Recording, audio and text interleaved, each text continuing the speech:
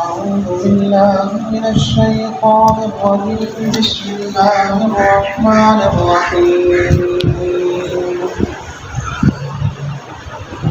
يسألونك عن الأهلة قل هي مواقيت للناس والحج وليس البر بأن تأتوا البيوت من ظهورها ولكن البر من اتقى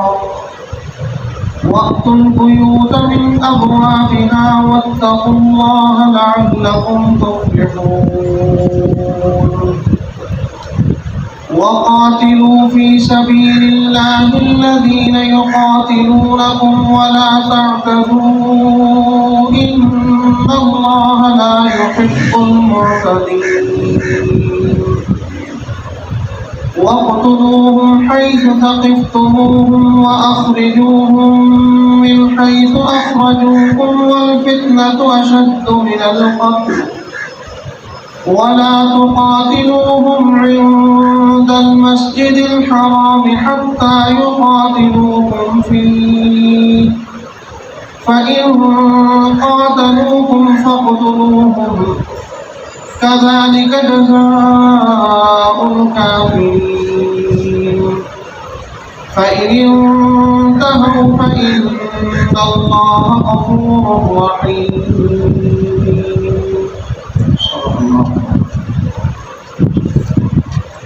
یسألونک عن الأہلة، وہ سوال کرتے ہیں آپ سے چاندوں کے بارے میں. قل، آپ فرما دیجیے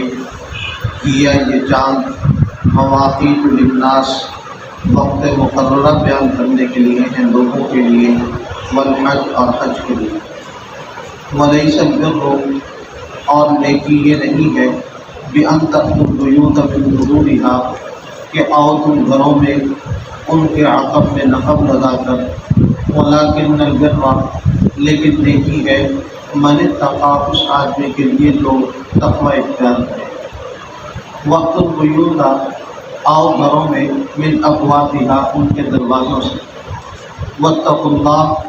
اور اللہ تعالیٰ سے ڈرتے رہو، لعلکم تفلحون، تاکہ تم کامیاب ہو جاؤ. وقاتلوا فی سبیل اللہ، اور جہاد کرو اللہ تعالیٰ کے راستے میں، الذین، ان لوگوں کے ساتھ، یقاتلونکم، جو تمہارے ساتھ لڑائی کرو. ولا تعتدوا، اور حد سے تجاوز نہ کرو. ان اللہ، بے شک اللہ تعالیٰ، لا یحب المعتدین، حد سے تجاوز کرنے والوں سے محبت نہیں کرتے. واقتلوہم، اور قتل کر دو ان کو، حیث ثقفتموہم، جہاں کہیں تم پاؤ. وَأَخْرِجُوهُمْ، اور نکال دو ان کو، من حیث، وہاں سے، أخرجوكم، جہاں سے انہوں نے تم کو نکالا. والفتنة أشد من القتل، اور فتنہ قتل سے زیادہ سخت ہے. ولا تقاتلوهم عند المسجد الحرام، اور نہ لڑائی کرو ان کے ساتھ مسجد حرام کے پاس، حتى يقاتلوكم فيه، یہاں تک کہ وہ قتال کریں تمہارے ساتھ اس میں. فإن قاتلوكم، بس اگر وہ قتال کریں تمہارے ساتھ، فاقتلوهم، بس ان کو قتل کر دیں. كذلك جزاء الكافرين، ایسا ہی بدلہ ہے کافروں کا. فإن انتهوا، پھر اگر وہ باز آ جائیں، فإن اللہ، بے شک اللہ تعالیٰ، غفور الرحیم، مغفرت کرنے والا اور رحم کرنے والا. گزشتہ رکوع سے، بلکہ اس سے بھی پچھلے رکوع سے احکامات کا سلسلہ چلا آ رہا ہے. اللہ تعالیٰ نے لیس البر ان تولوا وجوہکم قبل المشرق والمغرب ولکن البر من آمن باللہ والیوم الآخر، یہاں سے ایمانیات کو بیان کیا. واقام الصلاۃ وآتوا الزکاۃ، یہاں سے عبادات کو بیان کیا. والموفون بعہدہم اذا عاہدوا، یہاں سے معاملات کو بیان کیا. والصابرین فی البأساء والضراء، یہاں سے اخلاقیات کو بیان کیا. اور پھر آگے قصاص کے احکامات آئے، وصیت کے احکامات آئے، روزے کی فضیلت آئی، اور پھر اس کے بعد روزے کی راتوں میں قلت جماع کے احکامات نازل ہوئے. پھر احکامات اعتکاف کو ذکر کیا، اور یہاں سے چاند کے احکامات کو ذکر کروا رہے ہیں. رئیس المفسرین حضرت عبداللہ بن عباس رضی اللہ تعالیٰ عنہ فرماتے ہیں کہ حضور اکرم صلی اللہ علیہ وسلم کے صحابہ نے آپ سے سوالات بہت کم کیے، آداب کو بہت زیادہ مضبوط رفاقت رکھا ہے۔ دیگر امتوں میں یہ مسئلہ نہیں تھا، انہوں نے سوالات کی اپنے وقت کے نبی پر بوچھاڑ کی ہے اور وقت کے نبی کے ادب کو پورے طریقے سے مضبوط رفاقت دے رکھا۔ فرمایا کہ پورے قرآن کریم میں صحابہ کرام کے جو سوالات ہیں صرف 14 کا ذکر آتا ہے۔ 14 سوالات حضور اکرم صلی اللہ علیہ وسلم سے کیے، جن میں سے پہلا سوال کل کے درس میں گزرا تھا، وَإِذَا سَأَلَكَ عِبَادِي عَنِّي فَإِنِّي قَرِيبٌ، کہ میرے بندے میرے بارے میں آپ سے سوال کریں کہ میں کہاں ہوں، تو انہیں بتانا کہ ان کے وقت قریب ہوں۔ اور دوسرا سوال صحابہ کرام رضوان اللہ علیہم اجمعین کا یہ تھا،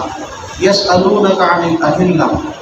اہلہ یہ ہلال کی جمع ہے، ہلال پہلی رات کے چاند کو کہتے ہیں۔ صحابہ نے سوال کیا تھا کہ حضور یہ کہ ارشاد فرمائیے کہ یہ چاند پہلی رات میں بہت قریب ہوتا ہے، پھر آہستہ آہستہ بڑھتا چلا جاتا ہے، 13ویں 14ویں 15ویں تاریخ میں پورا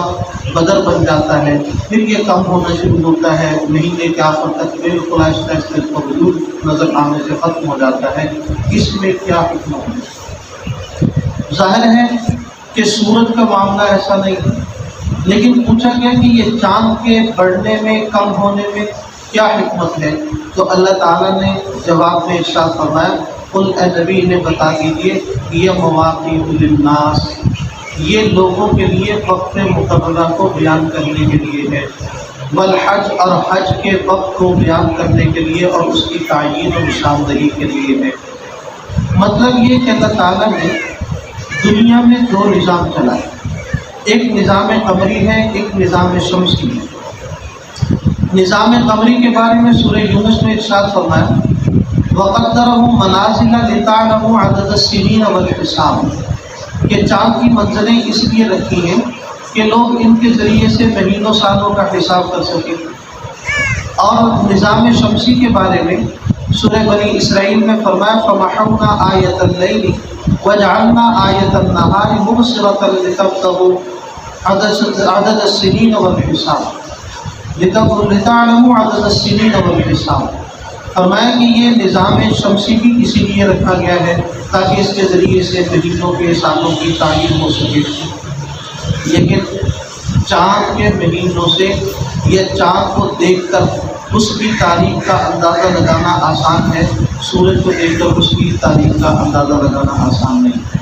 ہر آدمی پہلی رات کے چاند کو بھی سمجھ لیتا ہے، 14ویں رات کے چاند کو بھی سمجھ لیتا ہے، مہینے کے آخر کے چاند کو بھی دیکھ کر اندازہ لگا لیتا ہے کتنی تاریخ ہوگی، لیکن کوئی آدمی بغیر ریاضی دان ہونے کے سورج کو دیکھ کر اس سے کسی شمسی تاریخ کا اندازہ نہیں کر سکتا ہے۔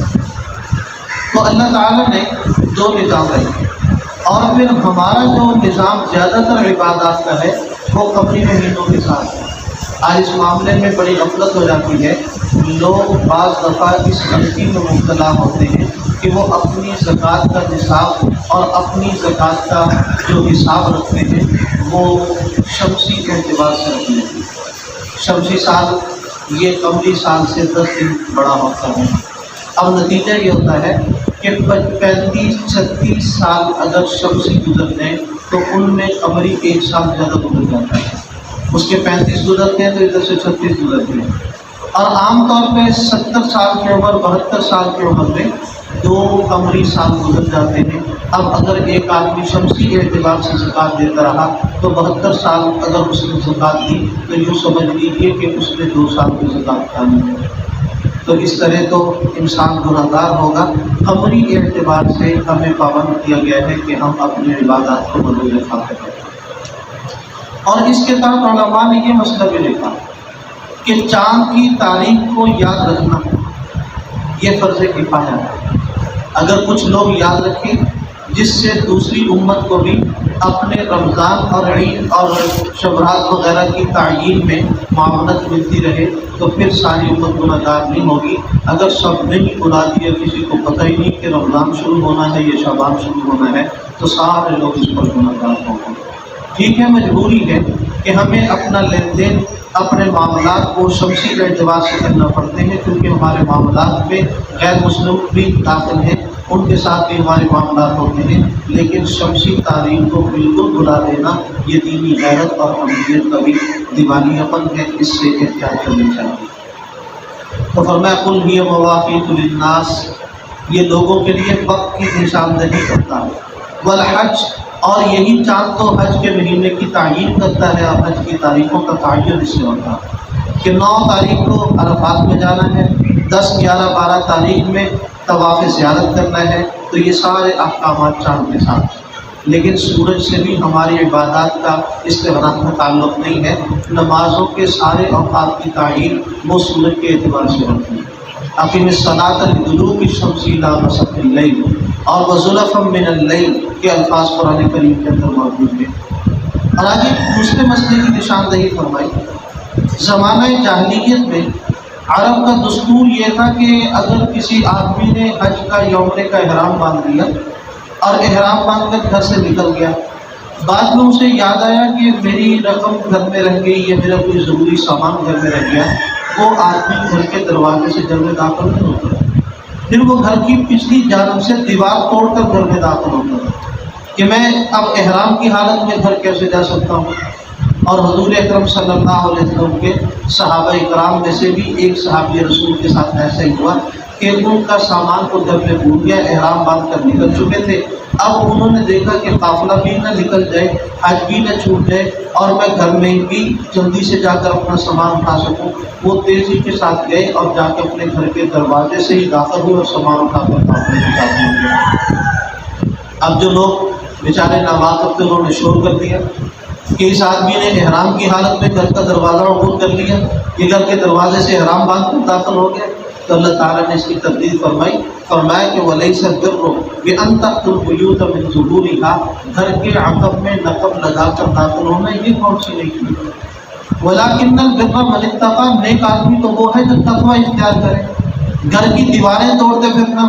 کہ حالت احرام میں ہوں میں دیوار توڑ کے گھر میں جاؤں گا، یہ کوئی نیکی نہیں ہے، بلکہ غلط رسم اور رسم جاہلیت کی تردید کرنا یہ نیکی ہے، اس کی تقلید کرنا یہ نیکی نہیں۔ تو اس لیے فرمایا وَلَٰكِنَّ الْبِرَّ مَنِ اتَّقَىٰ، نیک آدمی وہ ہے جو تقوی اختیار کرے، گھر کی دیواریں توڑنے والا نیک آدمی نہیں۔ وَأْتُوا الْبُيُوتَ مِنْ أَبْوَابِهَا، گھر میں آنا ہو سیدھے طریقے سے دروازے سے آؤ۔ وَاتَّقُوا اللَّهَ، آپ دیگر احکامات جن سے اللہ تعالیٰ نے منع فرمایا ان سے نہ سنو، لَعَلَّكُمْ تُفْلِحُونَ، تاکہ تم کامیاب ہو جاؤ۔ وَقَاتِلُوا فِي سَبِيلِ اللَّهِ الَّذِينَ يُقَاتِلُونَكُمْ، اور میں جہاد کروں ان لوگوں سے جنہوں نے تمہارے ساتھ جہاد اور لڑائی کو روا کر رکھا۔ ان آیات کے بارے میں اصل ان کا پس منظر اگر سمجھ لیا جائے تو آیات کو سمجھنا آسان ہوگا۔ سن 6 ہجری میں حضور اکرم صلی اللہ علیہ وسلم نے یہ مبارک خواب دیکھا کہ آپ احرام کی حالت میں مسجد حرام میں داخل ہو رہے تھے، صحابہ کرام کی جمعیت بھی ساتھ ہے، طواف بھی ہوا، اور اس کے بعد صفا مروا کی سعی بھی ہوئی، اور کچھ لوگوں نے سروں کے حلق کروا دیے اور کچھ صحابہ نے بال چھوٹے کروا دیے، جسے عربی زبان میں قصر کہتے ہیں، قصر کروا دیا۔ اب جب اس خواب کو صحابہ کرام کے سامنے بیان کیا گیا تو ان حضرات میں بڑی شدت کے ساتھ یہ شوق پیدا ہوا کہ ہمیں ابھی چلنا چاہیے اور بیت اللہ شریف کی زیارت کر کے آنی چاہیے، عمرہ کرنا چاہیے، کیونکہ سن 6 ہجری تک ابھی حج کی فرضیت نہیں ہوئی تھی، حج کا تصور نہیں تھا صحابہ کے ذہن میں، عمرے کا تصور تھا۔ اور سب حضرات نے اصرار کیا، حضور اکرم صلی اللہ علیہ وسلم نے اجازت پر حمد فرمائی، تیاری کی گئی اور سارے حضرات وہاں سے چل پڑے عمرہ کرنے کے لیے۔ اس سے پہلے مسلمان 2-3 جنگیں بھی کفار کے ساتھ لڑ چکے تھے، غزوہ بدر بھی ہو چکا تھا، احد بھی ہو چکا تھا، خندق جسے احزاب کہتے ہیں یہ بھی ہو چکا تھا۔ حدیبیہ کے مقام پر جب پہنچے، یہ مکہ معظمہ سے 6 یا 7 میل کے فاصلے پر ایک کنویں کا نام ہے، اس وجہ سے اس جگہ اور گاؤں کا نام بھی حدیبیہ پڑ گیا۔ وہاں مکے کے مشرکین نے حضرت صلی اللہ علیہ وسلم اور آپ کے صحابہ کو روک دیا تاکہ ہم تو آپ کو عمرے کے لیے نہیں آنے دیں گے۔ اب حضور کے صحابہ بھی وہاں پر بیٹھے، اللہ کے نبی بھی تشریف فرما ہے، اور مذاکرات کا سلسلہ چلتا رہا، لمبی وہاں یہ تاریخ ہے۔ تو آخر سہیل ابن عمر کے ساتھ جو مکے کے مشرکین کی طرف سے آئے تھے، مذاکرات طے ہو گئے ان میں طے یہی ہوا کہ اس سال بغیر عمرہ کیے سارے حضرات واپس تشریف لے جائیں گے، اگلے سال ذوالقعدہ کے مہینے میں آئیں گے، ہتھیاروں کے بغیر مکے میں داخلہ ہوگا، 3 دن صرف رہنے کی اجازت ہوگی، عمرہ کریں گے اور واپس چلے جائیں گے۔ اب جب وہاں سے جانے کا حکم دیا گیا، صحابہ اکرام کے دل پر سخت چوٹ لگی۔ اب وہ سوچ رہے تھے کہ حضور اکرم صلی اللہ علیہ وسلم نے خواب میں دیکھا کہ ہم مکے میں داخل ہوئے، یہاں تو داخل نہیں ہوئے، حالانکہ نبی کا خواب وہی ہوتا ہے۔ حضرت ابراہیم علیہ السلام نے جب خواب میں دیکھا تھا نا بیٹے کو ذبح کر رہے ہیں، تو فرمایا تھا یا بنیا انی اری فی المنام انی اذبحک فانظر ماذا تری، بیٹا میں نے یہ دیکھا ہے کہ تجھے ذبح کر رہا ہوں، تو بتا تیری کیا رائے ہے۔ بیٹے نے جواب میں یہ کہا تھا یا ابت افعل ما تؤمر، ابا آپ کو جو حکم ملا ہے نا آپ اس کی تکمیل کیجیے، یعنی فرمایا جو آپ نے خواب دیکھا اس کو پورا کر لیجیے، بلکہ یہ کہ جو آپ کو حکم ملا ہے، چونکہ اسماعیل علیہ السلام سمجھتے تھے میرے باپ نبی ہیں اور میرے باپ کا خواب وہ وحی کا درجہ رکھتے وحی ہے، اس لیے اللہ تعالیٰ کا حکم ہے۔ یہاں بھی صحابہ اکرام پریشان ہوئے کہ نبی کا خواب تو وحی ہوتا ہے، اب آپ نے خواب میں دیکھا بھی ہے کہ عمرہ کر رہے ہیں، کوئی آدمی طواف کر رہا ہے، کوئی صفا مروہ کی سعی کر رہا ہے، کوئی الگ کروا رہا ہے، پینڈ کروا رہا ہے، کوئی بال چھوٹے کروا رہا ہے، یہ تو کچھ بھی نہیں ہو۔ اللہ تعالیٰ نے اس موقع پر یہ آیات بھی اتاری، فرمایا لقد صدق اللہ رسولہ الرؤیا بالحق، اللہ اپنے نبی کا خواب سچا کر کے دکھائے گا۔ لتدخلن المسجد الحرام، تم مسجد حرام میں ضرور داخل ہوگے انشاءاللہ، مگر اللہ تعالیٰ نے چاہا، آمینین، بڑے اطمینان اور امن کے حالات ہوں گے، محلقین رؤوسکم، تم اپنے سروں کا حلق بھی کرواؤ گے، ومقصرین، بال بھی چھوٹے کرواؤ گے، سب کچھ ہوگا۔ لیکن حضور اکرم صلی اللہ علیہ وسلم نے صحابہ اکرام کو یہی سمجھایا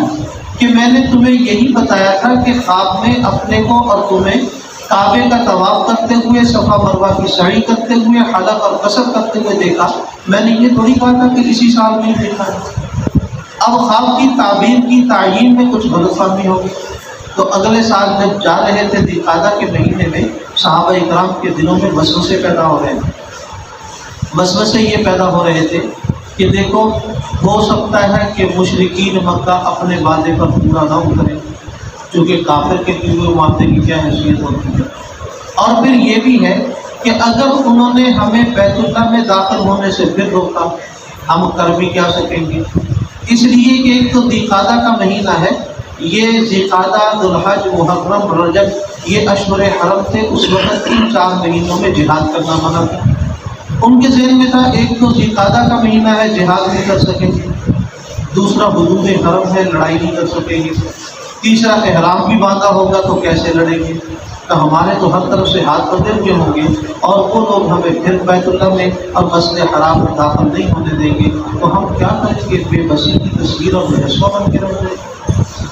اللہ تعالیٰ نے صحابہ اکرام کے اس وسوسے کے تجزیے کے لیے یہ آیت اتاری، فرمایا وَقَاتِلُوا فِي سَبِيلِ اللَّهِ الَّذِينَ يُقَاتِلُونَكُمْ، اگر اس قوم نے اس موقع پر تمہیں چھیڑا نا تو وہاں جہاد شروع کر دیں۔ وقاتلوا، قتال کرنا، جہاد کرنا، فی سبیل اللہ، اللہ تعالیٰ کے راستے میں، الذین یقاتلونکم، ان لوگوں کے ساتھ جو تمہارے ساتھ لڑائی کریں، لیکن ولا تعتدوا، حد سے تجاوز نہ کرنا، یعنی ابتدا تو نہ کرنا، چونکہ حدود حرم ہے۔ یہاں پر 2 مسئلے کو کہا نے لکھا، ایک مسئلہ یہ لکھا کہ حدود حرم میں اس وقت تک جہاد نہیں ہو سکتا جب تک دشمن حملہ نہ کرے۔ حضور اکرم صلی اللہ علیہ وسلم فتح مکہ کے موقع پر اقدامی جہاد کے لیے تشریف لے گئے تھے، آپ نے فرمایا تھا کہ میرے لیے دن کے کچھ لمحات میں یا مدت متعینہ وقت مقررہ تک جہاد کی اجازت دی گئی تھی، میرے پہلے بھی کسی کے لیے مکے کو حلال قرار نہیں دیا گیا، میرے بعد بھی کسی کے لیے حلال قرار نہیں دیا گیا، لیکن دفاعی جہاد ہو سکتا ہے۔ اگر کوئی آدمی مکے پر حملہ آور ہو ہی جائے، اب مسلمان وہاں آرام سے بیٹھے رہیں کہ ہمیں جہاد کی اجازت نہیں، دفاعی طور پر مسلمان جہاد کر سکتے ہیں۔ اور دوسرا مسئلہ یہ ہے کہ ان لوگوں کے ساتھ صرف جہاد کیا جائے گا جو آگے سے جنگ کریں گے، جو لوگ جنگ میں شریک نہیں ہوں گے ان کا قتل نہیں کیا جائے گا۔ اللہ نے فرمایا الذین یقاتلونکم، قتل ان کو کرنا جو تمہارے ساتھ لڑائی کریں۔ عام طور پہ بچے جنگ میں نہیں آتے،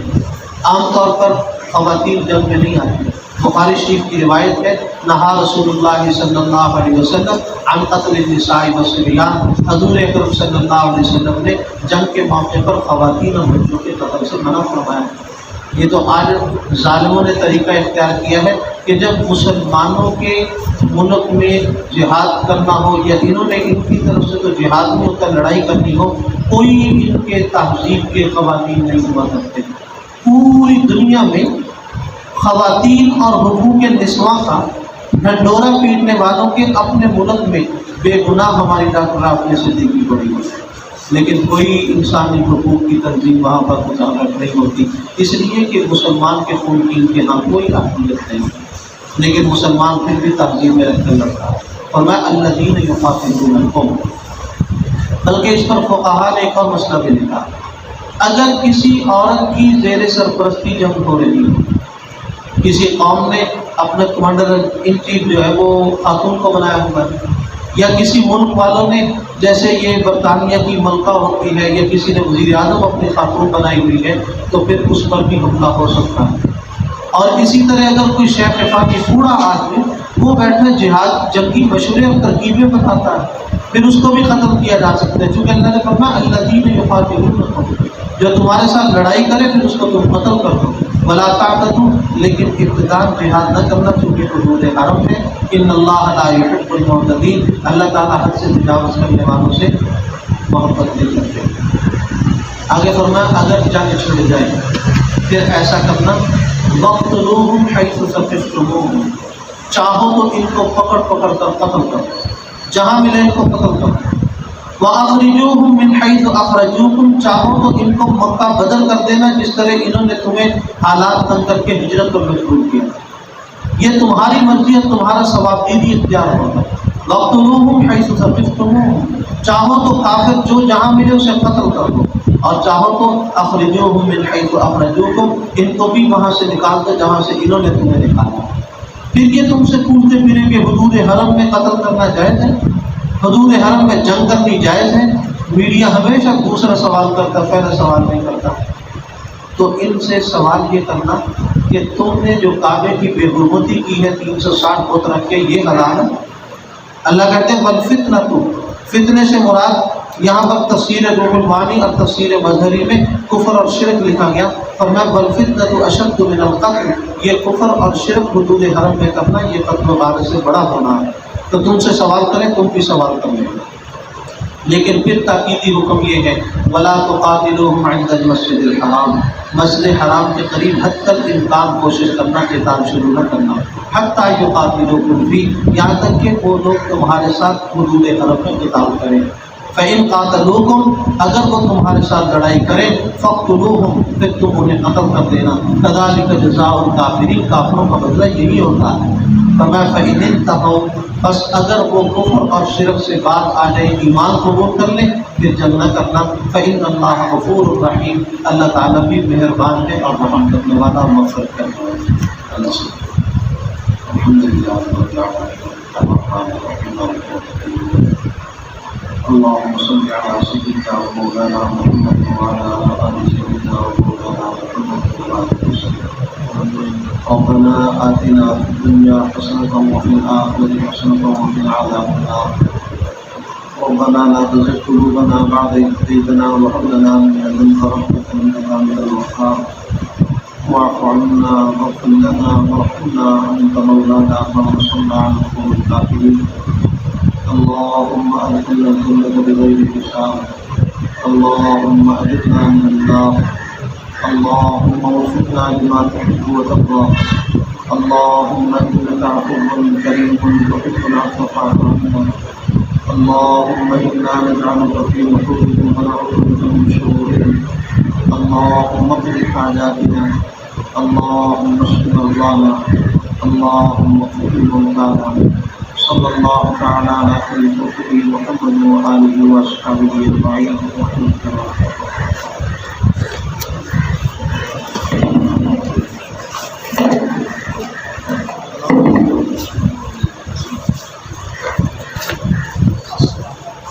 Gracias.